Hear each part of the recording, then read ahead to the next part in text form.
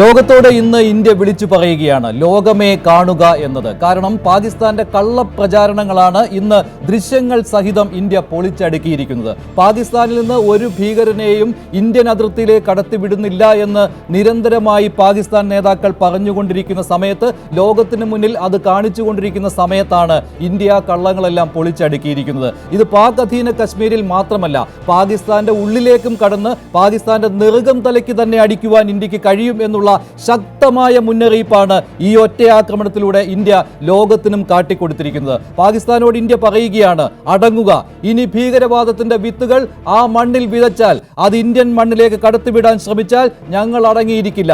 എന്താണ് പ്രധാനമന്ത്രി നരേന്ദ്രമോദി ബീഹാറിൽ പറഞ്ഞത്? ഭീകരവാദത്തിന്റെ അടിവേര് ഞങ്ങൾ തകർക്കും, നട്ടെല്ല് തകർക്കുമെന്നാണ്. 15 ദിവസത്തെ സമയത്തിനുള്ളിൽ തന്നെ ആ നട്ടെല്ല് തകർക്കുവാനുള്ള ശ്രമങ്ങൾ ഇന്ത്യ തുടങ്ങിക്കഴിഞ്ഞു. അതാണ് 9 കേന്ദ്രങ്ങൾ എന്ന് പറയുമ്പോൾ 5 കേന്ദ്രങ്ങൾ പാക് അധീന കാശ്മീരിൽ, ബാക്കി 4 പാകിസ്ഥാന്റെ മണ്ണിൽ, അതായത് പാകിസ്ഥാൻ അതിർത്തിയിൽ നിന്ന് 200 കിലോമീറ്റർ ഉള്ളിൽ വരെ ആക്രമണം നടത്തുവാൻ ഇന്ത്യക്ക് കഴിഞ്ഞിരിക്കുകയാണ്. ലഷ്കർ ഇ തോയ്ബ, ജയ്ഷെ മുഹമ്മദ്, ഈ 2 ഭീകര സംഘടനകളുടെയും ആസ്ഥാനത്താണ് ഇന്ത്യൻ മിസൈലുകൾ പതിച്ചിരിക്കുന്നത്. അഭിമാനിക്കാം നമുക്ക് ആകാശ് മിസൈലിനെ ഓർത്ത്. DRDO വികസിപ്പിച്ചെടുത്ത ആകാശ് മിസൈൽ ഇന്ത്യയുടെ അഭിമാനമായി മാറിയിരിക്കുകയാണ്. റഫേലും ഉപയോഗിച്ചിട്ടുണ്ട് എന്ന വിവരമാണ് പുറത്തു വരുന്നത്. കരസേന അതിന്റെ ഔദ്യോഗിക വിശദീകരണം നൽകും. അപ്പോൾ ഇന്ത്യയുടെ അഭിമാന താരങ്ങളാണ് ഇവർ. 15,000-ഓളം ആകാശ് മിസൈലുകൾ ഇന്ത്യയുടെ പക്കലുണ്ട്. അതുകൊണ്ട് പാകിസ്ഥാൻ സൂക്ഷിച്ചു തന്നെ കളിക്കേണ്ടി വരും ഇനി അങ്ങോട്ട്. അത് മാത്രമല്ല, ഇതിൽ ലോകത്തെ ഒരു രാജ്യത്തിനും ഇനി ഇന്ത്യക്കെതിരെ ഒന്നും പറയുവാൻ കഴിയുകയില്ല, ഒരു വിശദീകരണവും ഇന്ത്യയോട് ചോദിക്കാൻ കഴിയുകയില്ല. കാരണം ഇന്ത്യ പറയുകയാണ്, പാകിസ്ഥാനിലെ ഒരു ജനതയെയും ഇന്ത്യ ആക്രമിച്ചിട്ടില്ല, പാകിസ്ഥാനിലെ ഒരു സൈനികന് പോലും മുറിവേറ്റിട്ടില്ല. പക്ഷേ പാകിസ്ഥാൻ വളർത്തിക്കൊണ്ടുവരുന്ന ഭീകരവാദികളെയാണ് ഇന്ത്യ ആക്രമിച്ചത് എന്ന്. അത് 1-2 എണ്ണത്തിൽ ഒതുങ്ങുകയില്ല. 100 കണക്കിന് ഭീകരർ ഈ ക്യാമ്പുകളിൽ ഉണ്ടായിരുന്നു എന്നുള്ളതാണ് അനൗദ്യോഗിക വിവരങ്ങൾ. പക്ഷേ അതിന്റെ ഔദ്യോഗിക വിവരം കരസേന തന്നെ പുറത്തുവിടട്ടെ. എന്തായാലും ഭീകര ക്യാമ്പുകൾ തകർക്കുവാൻ ഇന്ത്യക്ക് കഴിഞ്ഞിട്ടുണ്ട്. ഇതിനു മുൻപും ഭീകര ക്യാമ്പുകൾക്ക് നേരെ ഇന്ത്യ ആക്രമണം നടത്തിയപ്പോൾ അത് പാക് അധീന കാശ്മീരിൽ ഒതുങ്ങിയിരുന്നു. പക്ഷേ ഇത്തവണ അത് പാകിസ്ഥാനിലേക്ക് കടന്നു കയറി തന്നെ ആക്രമണം നടത്തുവാൻ ഇന്ത്യക്ക് കഴിഞ്ഞിരിക്കുകയാണ്. തുറന്ന യുദ്ധത്തിന് ഇന്ത്യ ഇല്ല എന്നുള്ള കാര്യം നേരത്തെ തന്നെ വ്യക്തമായിരുന്നതാണ്. സർജിക്കൽ സ്ട്രൈക്ക് ആയിരിക്കും ഇന്ത്യ നടത്താൻ പോകുന്നത് എന്ന കാര്യവും വ്യക്തമായി തന്നെ വെളിയിൽ വന്നിട്ടുള്ളതാണ്. ഇന്ത്യൻ സേനയ്ക്ക് പൂർണ്ണമായ അധികാരം, എപ്പോൾ ഏത് സമയത്ത് എവിടെ അടിക്കണം എന്നുള്ള കാര്യം പ്രധാനമന്ത്രി പൂർണ്ണ സ്വാതന്ത്ര്യം നൽകിയിരുന്നതാണ് ഇന്ത്യൻ സേനയ്ക്ക്. അത് പ്രകാരം തന്നെ പാകിസ്ഥാൻ ഉറങ്ങുന്ന സമയത്ത് പാകിസ്ഥാൻ മണ്ണിൽ തന്നെ ഇന്ത്യൻ മിസൈലുകൾ പതിച്ചിരിക്കുകയാണ്. അത് മാത്രമല്ല, മറ്റൊരു വിവരം കൂടി പുറത്തു വരുന്നത്, പാകിസ്ഥാന്റെ ഒരു വിമാനം അത് ചൈന സമ്മാനിച്ചതാണ്.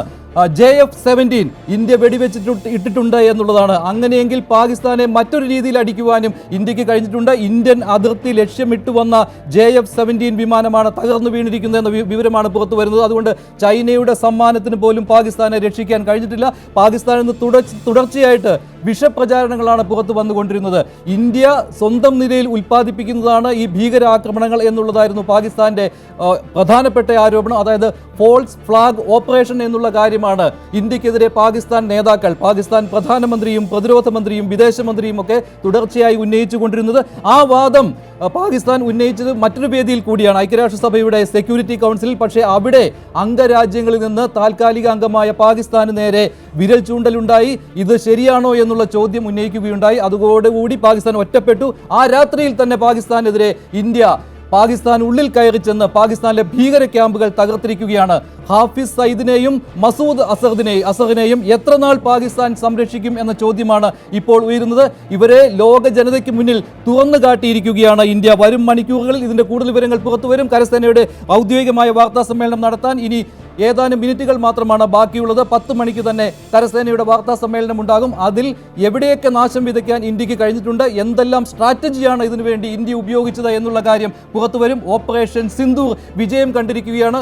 ഒരു വൈമാനികന് പോലും, ഒരു സൈനികന് പോലും പരിക്കേറ്റിട്ടില്ല ഇന്ത്യയുടേത്.